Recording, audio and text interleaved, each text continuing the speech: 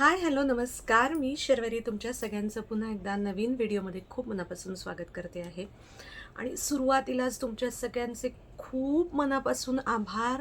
हे इतकं ओव्हरवेल्मिंग आहे की तुमच्या सगळ्यांमध्ये मी बघते काळजी आहे, प्रेम आहे, प्राऊड फीलिंग आहे, कौतुक आहे. खूप खूप वेगवेगळ्या छान भावनांचं माझ्यासाठीचं मी या समाजातल्या लोकांकडून बघते आहे. ह्याचा मला प्रचंड आनंद आहे, अभिमान आहे. छान वाटतंय की समाजामध्ये चांगला विचार करणारी लोकं अजून भरपूर आहेत आणि त्याच्यामुळे हे जग टिकून आहे आणि टिकून राहणार आहे ह्याच्यावरती वारंवार विश्वास बसतो. जितका देवावरती असतो तेवढाच समाजावरती आणि जगावरतीही राहतो. वाईट भयंकर घटना आपण आजूबाजूला बघतोय, ऐकतोय, वाचतोय, घडतायत. पण तरीही जग टिकणार आहे ते केवळ जरी मूठभर थोडीशीच माणसं असली चांगली, तरी अशा चांगल्या माणसांमुळे केव्हा ना केव्हा तरी वाईट गोष्टींवरती सत्याचा, आनंदाचा, सुखाचा विजय हा होणारच आहे. तर चला, या नोटवरती मी तुम्हाला आता माझ्या आयुष्यातल्या काही छान सगळ्या पॉझिटिव्ह गोष्टी सांगायला सुरुवात करते. जसं मागच्या व्हिडिओमध्ये तुम्ही माझी जी लाईफ जर्नी ऐकली, त्याच्यामध्ये तुम्ही काय काय झालं हे सगळं ऐकलेलं आहे, ते परत आता रिपीट करत नाही. पण जेव्हा तो सगळा काळ सुरू होता तेव्हा मेंटली तर काय घडत होतं तुम्हाला मी सांगितलंच. पण त्याचबरोबर ना असं झालं होतं की काहीतरी स्वतःला कशात तरी गुंतवलं पाहिजे. ही गोष्ट खूप महत्त्वाची असते. अशा जेव्हा वेळांमध्ये माणसं असतात तेव्हा त्यांच्यासाठी ही गोष्ट फार महत्त्वाची असते की त्यातून बाहेर येण्यासाठी तुम्ही कशात तरी स्वतःला गुंतवणं. मग त्यावेळेला मला खूप आधार झाला माझ्यातल्या कलेचा. मी खूप साऱ्या MDF कटआउटच्या रांगोळ्या असतात बघा, तर त्या कटिंग करून आणायच्या रविवार पेठेतून आणि त्याच्यानंतर त्या कलर करायच्या, त्या विकायच्या. पण जेव्हा दिवाळीचे सीझन आले, दोन्ही वर्ष मी भरपूर पणत्या रंगवल्या, तर त्या विकल्या. असे असंख्य गोष्टी छोट्या-मोठ्या मला आई-बाबांनी नव्हतं सांगितलं हे कर म्हणून किंवा पैसे कमव म्हणून. पण मलाच स्वतःला असं वाटत होतं की पैसे किती मिळतायत ह्याच्यापेक्षा सुद्धा आत्ता जास्त महत्त्वाची गोष्ट आहे की मी स्वतःला दुसऱ्या कुठल्यातरी मार्गामध्ये गुंतवलं पाहिजे की जिकडे ह्या विषयांचा काही काडीचा संबंध अजिबातच नाही आहे. आणि त्याचाही मला कुठे ना कुठेतरी फायदा नक्कीच झाला की मेंटली स्टेबल होणं म्हणतो आपण किंवा मनाला दुसरा विचार देणं म्हणतो आणि त्याच्यामुळेच आपण सायकोलॉजिकली स्वतःला शांत करण्याचा प्रयत्न करतो ह्यासाठी. आणि आता त्याचबरोबर तुम्ही जे टायटलमध्ये वाचलंय ते बरोबर आहे, हे मी तुम्हाला सांगणार आहे की आजही ह्या गोष्टी समाजात स्वीकारल्या जात नाहीत. याच्याकडे टॅबू म्हणून बघितलं जातं की ही परत आली आहे, हिचाच दोष असेल वगैरे वगैरे. आता मी तुम्हाला सांगत बसत नाही. आपण आजूबाजूला ह्या असंख्य गोष्टी वाचत असतो, ऐकत असतो. अशा पद्धतीची ट्रीटमेंट समाजात आम्ही राहतो त्या सोसायटीत आम्हाला मिळाली. त्याच्यानंतर आमच्याकडे गौरी गणपतीच्या किंवा कुठल्याही समारंभाची जी हळदी कुंकू होतात त्याच्यासाठी येणं बायकांनी बंद केलं. माझ्या आईला मला बोलवणं बंद केलं. आणि ते आज तागायत आहे. म्हणजे आता ही गोष्ट संपून उलटून मी माझ्या पुढच्या प्रवासामध्ये देखील खूप पुढे गेली आहे, तरी देखील ही गोष्ट आज तागायत आहे. कारण की दुसरं लग्न ह्या गोष्टीलाही आपल्याकडे समाजामध्ये वेगळ्याच पद्धतीने ट्रीटमेंट मिळते, त्या कपललाही मिळते. फार कमी समाजातले लोक असे असतात जे ओपन माइंडेड असतात, जे ती सिच्युएशन समजून घेतात, ज्यांना त्यावेळेला त्या माणसांची मानसिकता काय असेल, सायकोलॉजी काय असेल हे समजतं. अदरवाईज ही माणसं मी तुम्हाला सांगते 10%च असतात. तुम्ही नातेवाईक म्हणा, तुम्ही मित्रमंडळी म्हणा, तुम्ही ऑफिसमधलं कल्चर म्हणा, तुम्ही राहता त्या काय म्हणतात गल्ली असेल, सोसायटी असेल, वाडा असेल, प्रत्येक ठिकाणी आजही लोकांचा ह्या विषयीचा समज म्हणा, गैरसमज म्हणा, जे काही आहे ते जरा विचित्रच आहे. तुम्ही म्हणाल असं आम्हाला नाही बुवा वाटत आहे. जो माणूस त्यातून जातो ना, म्हणजे जे म्हणतात ना, ज्याचं जळतं त्यालाच कळतं. जो माणूस त्या सिच्युएशनमधनं जातो आणि मग त्याच्या बरोबरीने ते कुटुंबही जातं आणि मग त्यांना ते कळतं की समाजात अशी लोकं आहेत. तोपर्यंत नाही समजत आपल्याला की समाजात अशी लोकं असतात. अशा असंख्य अनुभव मी सांगू शकते. आता मी खूप सांगत बसले तर मग परत एक मला कोणीतरी कमेंट केली होती, फार लांब लांब बोलते आणि फार पाल्हाळ लावते. पण ह्या सगळ्या छोट्या छोट्या छोट्याच गोष्टी असतात ना, ज्या इथे आणि इथे त्रास देत असतात. ह्याचा खूप मनस्ताप होत असतो आणि जेव्हा तुम्हाला तर माहिती आहे की ह्याच्यात आपलं काहीच, आपण काय केलंय हेच कळलं नाहीये. म्हणजे आपल्याकडनं नक्की काय असं घडलंय म्हणून आपल्याला ही लोकं अशी वर्तवणूक देत आहेत, ह्याचं काही मागमूसच नाहीये, काही पुरावाच नाहीये आणि तरी लोकं अशी वर्तवणूक देत आहेत. ह्याचा जास्त त्रास होत असतो आणि म्हणून ते सगळे प्रसंग सांगितले जातात त्या माणसांकडून, बोलले जातात जेव्हा माणसं त्या सिच्युएशनमधून गेलेली असतात किंवा जात असतात. तर हे थोडंसं अशा कमेंट्स करणाऱ्यांनी ना समजून घ्यायला पाहिजे की या छोट्या छोट्या गोष्टीच असतात की ज्या ट्रिगर होत असतात, त्रासदायक असतात. आता ह्या सगळ्यातनं मी बाहेर पडले. बाहेर पडल्यानंतर मला एक काही काळ हवा होता स्वतःला पुन्हा स्टेबल करायचा आणि पुन्हा एकदा त्या नात्यामध्ये जायचं, पुन्हा एकदा त्या प्रोसेसमधून जायचं, लोकांना समजून घ्यायचं, ओळखून घ्यायचं. ह्या सगळ्यासाठी मला थोडासा मध्ये ब्रेक हवा होता. त्यामुळे मी तो ब्रेकही घेतला. त्यामधल्या काळात मी परत माझ्या जर्मनच्या ज्या लेव्हल होत्या, तर त्या पुढे न्यायचं ठरवलं आणि मग त्या पुढच्या 2 लेव्हल मी कंप्लीट केल्या. आणि मग त्यासाठी सुद्धा मी असाच विचार केला की पुण्यात राहण्यापेक्षा थोडासा हवा बदलही होतो, थोडीशी आजूबाजूची माणसं बदलतात आणि अशा वेळेला ना जर संधी मिळाली तर जरूर ती आपण काय म्हणूयात युटिलाइज केली पाहिजे की तुम्हाला तिथून बाहेर पडता आलं. ज्या लोकांना तुमच्या या सगळ्या पास्टबद्दल माहिती आहे तिथून जर तुम्ही बाहेर पडू शकलात ना तर ती गोष्ट खूप उत्तम असते. ती एक खूप चांगलं मेडिसिन म्हणून काम करते तुमच्या मनासाठी, तुमच्या मेंदूसाठी.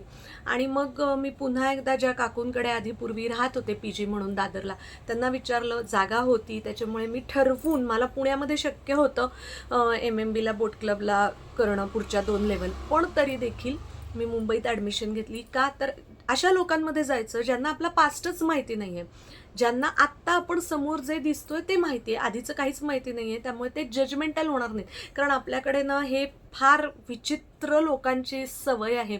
एवढूसं वरती काहीतरी आपल्याला हिमनगाचं टोक दिसत असतं, त्याच्यावरनं इतकी काय काय काय काय जजमेंट्स काढतात ना लोक, बाप रे. त्यांचे म्हणजे असे लोक तर मला लिटरली असं वाटतं की यांनी मराठी सिरियलचे रायटर्स, हिंदी सिरियलचे रायटर झाले ना तर हे तर अजूनच मोठं काय काय लिहून काढतील एपिसोड्स आणि त्यांची पाल्लाळं मग बघण्यासारखीच असतील.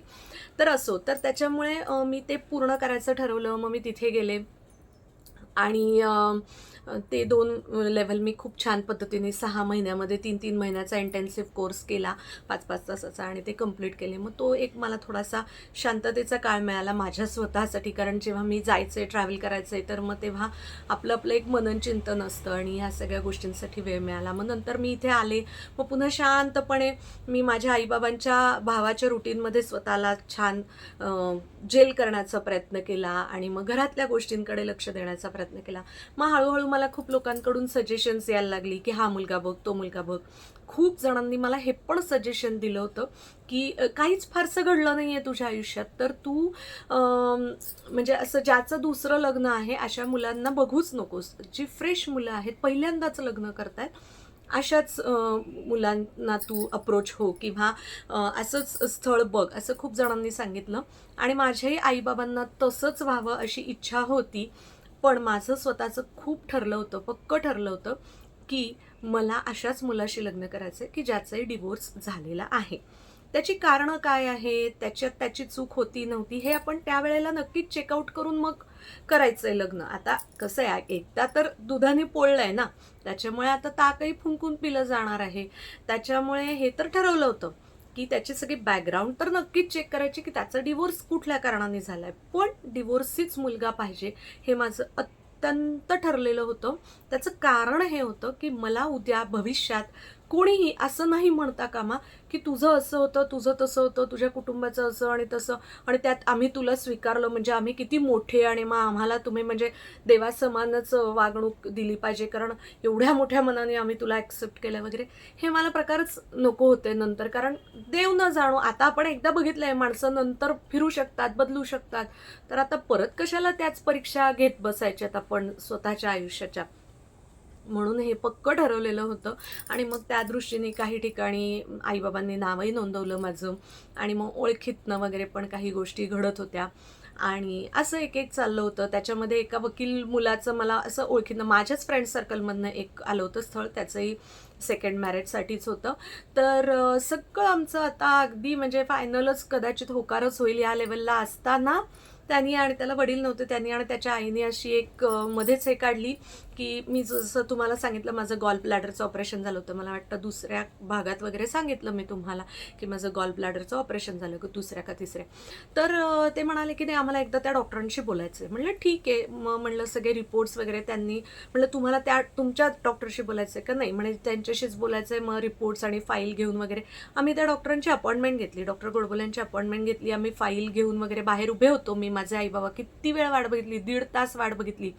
फोन केले, काही फोन उचले ना, आणि शेवटी 2 तासांनी मग फोन उचलला आणि ते म्हणाले की नाही नाही पण गॉल ब्लॅडरचं ऑपरेशन वगैरे झालंय, तर मग म्हणे उद्या मुलबाळ वगैरे होईल की नाही, मग नकोच, मग आम्हाला हे नाहीच करायचं. म्हणजे शिकलेले लोक आहात तुम्ही, वकील लोक आहात, वकील लोकांना सुद्धा केस चालवायची असते, त्याच्यामुळे एक बेसिक बायोलॉजी आणि अॅनाटॉमीची तुम्हाला असायला लागतेच अक्कल, त्याशिवाय नाही तुम्ही करू शकत, कारण तुम्हाला समोर कोणत्याही केसेसमध्ये त्याचा उपयोग होऊ शकतो. गंमतच वाटली मला. आणि मग म्हणजे डॉक्टरही म्हणाले की एवढी अपॉइंटमेंट घेऊन वेळ घालवला, म्हणजे त्यांना आम्ही आपल्यासारखं आज जाऊन सांगत होतो की एक एक पेशंट उद्या येत आहेत ते, किंवा काय फोन लागत नाहीये वगैरे वगैरे. म्हणजे असेही नंतर अनुभव आलेले आहेत. आणि त्याच्यामुळे ते जरा विचित्रच वाटलं की शिकलेले लोक तुम्ही, गॉल ब्लॅडरचं ऑपरेशन डेफिनेटली एक महत्त्वाची गोष्ट असते तुमच्या फिजिकल लाईफमधली, आणि त्याचाही ताण येतो शरीरावर, सगळं आहे सगळं आहे. त्यांनी तुमची सिस्टीम बदलते, हलते. अल्टिमेटली ती सर्जरी आहे, पण त्याचा आणि याचा काहीच संबंधच नसतो. इनफॅक्ट जेव्हा माझं ते ऑपरेशन झालं, तुम्हाला मी सांगितलं होतं ते पहिलं माझं लग्न ठरलं होतं, तर ते डॉक्टर एवढे बेस्ट आहेत ना की त्यांनी ते बाहेर टी व्हीवरती सगळं ऑपरेशन दाखवलं होतं. आणि त्यावेळेला ज्या मुलाशी, माझं त्या 17च्या मुलाशी लग्न होणार होतं ना, ठरलं होतं, जे सगळं पुढे स्टोरी तुम्ही ऐकली, तर त्याला त्यांनी खास बोलवून घेतलं होतं, फोन करून सांगितलं होतं बाहेर बसून तू सगळं ऑपरेशन स्क्रीनवरती बघ, जेणेकरून उद्या माझ्यावर आणि माझ्या पेशंटवरती तुमचा असा कुठलाही आरोप नको की बाबा कुठे ते ऑपरेशन करताना कुठे गर्भाशयाला, युट्रसला काही नाही ना धक्का लागलाय, किंवा काही, किंवा तुम्हाला माझ्या पेशंटबद्दल तुमच्या मनात दुसऱ्या कुठल्या शंका यायला नकोत म्हणून. आता एवढं सगळी जेव्हा ट्रान्सपरन्सी तुम्ही तुमच्या आयुष्याची दाखवलेली असते, आणि तरी जेव्हा लोक असे वागतात, तेव्हा नक्कीच त्रास होतो, नक्कीच मनस्ताप होतो. तुम्ही एकदा स्वतःला ना त्यासाठी ठेवून बघा. आणि अशा पद्धतीने दुसरं मॅरेज करायचं, लग्न करायचं, ह्या हिशोबाने पण काही काही अनुभव येत गेले. एक तर अनुभव होता की आम्ही त्यांना भेटायला गेलो, आणि इथेच पुण्याचंच थोडंसं लांब एरिया होतं, सबब एरिया काहीतरी, कॅन्टॉन्मेंट वगैरे असेल. आणि तेच एवढे डिप्रेस्ड होते की आम्हाला असं झालं की आम्ही यांचं काउन्सिलिंग करायला आलो आहे काय, आणि आम्ही 1-2 तास त्या बोलण्यामध्ये आम्हीच त्यांचं काउन्सिलिंग करत होतो. आणि मग आम्हाला खाली उतरल्यावर असं झालं, अरे बापरे, हे जर एवढे डिप्रेस्ड असतील आणि यांना अजून त्यातून ओव्हरकमच करायचं नसेल, किंवा ते झालेच नसतील, तर हे नव्याने कसं बाबा स्वीकारणार नवीन नातं, हे की नाही. त्याच्यामुळे मग आम्ही तेही जरा बाजूला ठेवलं. मग मध्ये जरा 1-2 महिने आम्ही ब्रेकच घेतला. म्हणलं नकोच, जाऊ दे, आपलं जरा नॉर्मल आपण आपले 4घे जगूयात. आणि आमच्याकडे तो हिरो तर होताच आमचा 5वा, त्याच्याबरोबर भरपूर टाईम स्पेंड करणं आणि अशा गोष्टी मी सगळ्या करत होते. नवीन काही शिकता येईल का वगैरे असं माझं सर्चिंग वगैरे पण चालू होतं. अशा काही गोष्टी चालू होत्या. आणि त्यानंतर मग असं झालं की फायनली आता जो माझा नवरा आहे, तर ऑनलाईनच, म्हणजे काय म्हणतात ते, आपल्या मॅट्रिमोनी साईटवरतीच त्यांनी मला इंटरेस्ट पाठवला होता. आणि मग आम्ही म्हणलं की ठीक आहे, चलो, बाकीच्या तर गोष्टी तिथे वाचून एकमेकांच्या पट्टायत वगैरे असं झालं आहे. आणि आधीच्या अनुभवावरनं असं म्हणलं होतं आम्ही की 1-2दा आधी फोनवरच बोलून बघू, जर पटलं तरच मग आपण भेटी गाठी आणि पुढे जाऊयात, नाही तर आणखीन त्रास होतो या गोष्टींचा. म्हणून मग तसंही झालं, 2 फोन कॉलवरती पण ते जरा बरं वाटलं की ठीक आहे, आपण पुढे जाऊयात, भेटूयात, बोलूयात. आणि मग ते समोरासमोर आमच्या भेटीगाठी झाल्या. बरं, सांगते तुम्हाला, माझं हे लग्न आता 11वं वर्ष सुरू आहे. आणि आज जेव्हा मी शूट करते तर आज आमच्या लग्नाचा वाढदिवस देखील आहे. तर मी माझ्या नवऱ्यासोबत आणि माझ्या लेकीसोबत, माझे आई बाबा, माझा भाऊ, आम्ही अत्यंत हॅपी आहोत, सुखी आहोत, मस्त आहोत. टचवूड, किसी की नजर ना लगे. आणि पण तुम्हाला हेही सांगते, गोष्ट इथे संपत नसते. दुसरं लग्न करणं, पुन्हा त्या लोकांमध्ये अनेक पुन्हा ह्या सगळ्यातनं त्या आईवडिलांसाठी पण एक खूप मोठी परीक्षा असते आणि कठीण सिच्युएशन असते की ह्या सगळ्यातनं गेल्यानंतर पण मुलीचं कन्यादान करायचं, लग्नात किती खर्च करावा, कसे दागिने घालावेत नाही घालावेत, कोणाशी काय बोलावं कसं बोलावं, ह्या सगळ्याचं पण एक प्रेशर असतं. आणि बरं ते पार पडल्यानंतर त्या मुलीला त्या घरात जातानाही एक वेगळंच असतं की आपल्याकडे एक वेगळ्याच दृष्टीने बघितलं जाणार आहे आणि बघितलं जातं. हे मी तुम्हाला सांगते, नातेवाईक आजूबाजूचे लोक, ही दुसरी आलेली आहे ह्यांची सून किंवा ह्याची ही दुसरी बायको आहे अशा पद्धतीने ट्रीटमेंट्स देतात. त्यामुळे गोष्ट इथे संपत नाही. मी तुम्हाला आत्ता ती वेळ नाही आहे, आत्ता सांगते तुम्हाला, मोकळेपणाने सांगते, आत्ता ती वेळ नाही आहे. माझी गेल्या 11 वर्षांची जर्नी पुन्हा दुसऱ्या लग्नातली कशी, मग माझी प्रेग्नन्सी कशी आणि त्यातलं स्ट्रगल कसं आणि माझी मानसिकता आणि ह्या सगळ्या गोष्ट इथे संपत नाही. खूप त्यातही अनेक अडीअडचणी, अप अँड डाऊन स्ट्रगल आहे. पण आज ती वेळ नाही आहे सांगण्याची. मी पुन्हा एकदा केव्हा तरी योग्य वेळ आल्यानंतर ह्याही गोष्टी तुमच्यासोबत नक्की शेअर करेन की जेणेकरून पुन्हा तेच म्हणते, प्रेरणा देण्यासाठी मी कोणी फार मोठी नाही, ह्याच्यापेक्षा भयंकर सिच्युएशन्समधनं लोक जातात. पण तरी ज्यांना कोणाला डिप्रेस वाटत असेल तर त्यांना पॉझिटिव्हिटी देण्याचं माझं काम आहे असं मला वाटतं. त्याच्यामुळे ती स्टोरी मी केव्हा तरी नंतर तुमच्याबरोबर शेअर नक्की करीन. पण आज ती वेळ नाही, ती योग्य वेळ येईल तेव्हा. त्यामुळे अशा रीतीने माझा हा एक आयुष्याचा अध्याय संपला आणि मी नव्याने पुन्हा आयुष्याची सुरुवात केली. Today I am very happy with my family and very proud of my self, my family and everything. So आता ह्याच्यानंतर छोट्या छोट्या गोष्टी तुमच्यासोबत आत्ता जे करंट लाईफ सुरू आहे, डेली रुटीन सुरू आहे, माझ्या आयुष्यात जे जे आत्ता चाललेले आहेत बदल छान आहेत सगळे, ते तुमच्यासोबत नक्की शेअर करेन. पुन्हा भेटूया नवीन व्हिडिओमध्ये. Till then take care. Thanks for watching and bye.